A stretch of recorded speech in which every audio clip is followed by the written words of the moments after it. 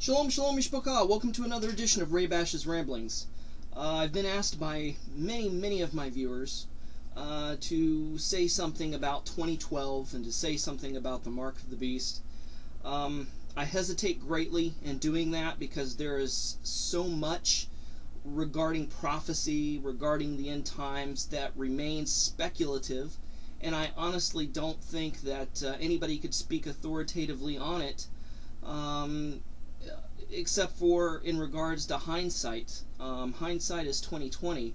Looking back in retrospect, you can see prophecy clearly because of what already has come to pass. Other than that, you can just look at it and make educated guesses. So I'm not a huge eschatology buff. I'm not a huge end of days buff. Do I believe in conspiracy theories? Well, they're out there. I don't look for a conspiracy or a demon behind every rock and every tree. I believe they're real. I believe they exist. I believe you need to read between the lines, take things with a grain of salt, and look for evidence or insurmountable circumstantial evidence that points in a certain direction. Regarding 2012, do I think it's going to be the end of the world? Absolutely not.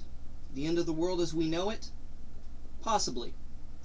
First of all, I don't think 2012 holds any real significance in God's eyes because God does not go by the Julian calendar, the Gregorian calendar, the Aztec calendar, or the Mayan calendar. Just because the Mayan calendar stops at 2012 doesn't mean that the world is going to end. I believe change is coming. I believe some political, some world-changing events that are going to happen in 2012, but I don't believe that the world is going to end. I think that would just be too obvious with all of the documentaries and things put out there and the cataclysmic movies that are put out about 2012. I think it would just be too obvious. Regarding the Mark of the Beast, everybody's talking about this little chip that's the size of a grain of sand that can be inserted under your skin or underneath your forehead, that contains all your medical and social records, etc., so on and so forth. You can't buy or sell without this, yada yada yada. Do I think this is the Mark of the Beast? No. Again, a little too obvious. I think just like many things, it is a precursor to the Mark of the Beast. The barcode, precursor to the Mark of the Beast. Credit cards, precursor to the Mark of the Beast. Just like there are many antichrists in the world, even in Paul's day, Rav Shul's day, even in Yeshua's day, there were many antichrists. I don't believe that a lot of people that people speculate is the Antichrist really is. Do I believe that Prince Charles is the Antichrist? No. Is he a Antichrist? Well, that's quite possible. There are many a Antichrists, but I don't believe that the Antichrist has been revealed as of yet. Again, things like that, a little too obvious. I think a lot of the media, a lot of the movies, a lot of the conspiracy theories has been setting the stage for the real things to come about and happen and to condition people to slowly accept it. I think that there are some people that are going to be fooled, but I also think that when the Antichrist comes on the scene, that it's going to be, people are going to know. The true believers will know. There'll be no mistaking it. So I've been asked to speak on, the 2012 and the Mark of the Beast. That's my take on it. I know it's nothing revelatory or spectacular or earth-shattering, but that's just the way I see it. What are some things that are driving me to my current conclusions? Well, for instance, the same thing happened with Y2K. I believe it was a real possible threat. I believe there was a lot of evidence pointing that it could happen, but ultimately it didn't happen. Year after year, you see YouTube videos, you hear of conspiratory leaks about martial law and about camps throughout the Western world for people who want to commit mutiny. or overthrow the government. Do I believe these things exist? Certainly I do.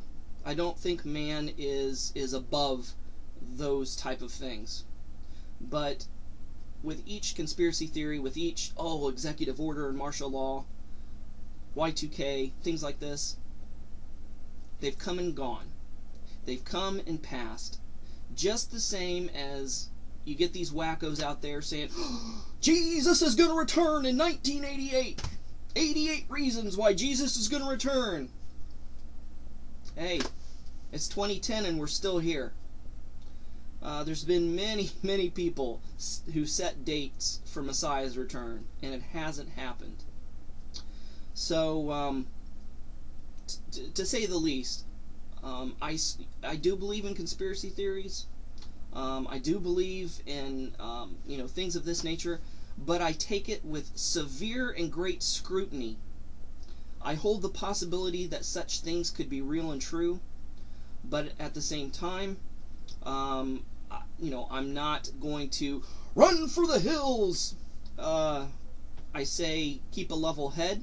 You can't survive or do anything positive without a level head. Make sure that you have the facts and not somebody's agenda or propaganda or biased, jaded, spin-doctored opinion. Gather as much facts or at least as much circumstantial evidence that points in the same direction to guide you. Of course, balance everything through Scripture, through Torah, through what the Ruach HaKodesh tells you. Don't believe every whack job out there that talks about 2012, end of the world, conspiracy theory, mark of the beast, blah, blah, blah, blah, blah, blah, blah, blah. Because you're just going to get sucked in to the group of fear-mongering wackos that when the real thing's going to come down, they are the ones who say that they're going to survive and have everything organized, but in reality, they're going to be the ones that are going to be running around like a chicken with their head cut off. So, fear and ignorance is the greatest enemy, and that is the greatest weapon that fuels the propaganda machine of 2012 and the mark of the beast. So just beware of these things, okay? Take these things into consideration when things come across your email, your computer, or come to your attention regarding anything that talks about the end of the world, the end of time, the Messiah's return, the mark of the beast, the Antichrist, etc., etc. Because have you noticed, like back in the 80s, everybody thought the Catholic Church was the Antichrist and the papacy was the mark of the beast, etc., etc. Now their tune has changed ever since Islam has risen up and terrorism has risen up worldwide. Now everybody's saying that Islam is the mark of the beast and is the Antichrist and all this kind of stuff. See how opinions change with the political climate? So just beware. I'm not the one who's going to put a finger down and say, oh, this is the way it's going to be. Mark my words. Baloney. So just keep a level head about you. Stay skeptical. And look for the facts. Alright?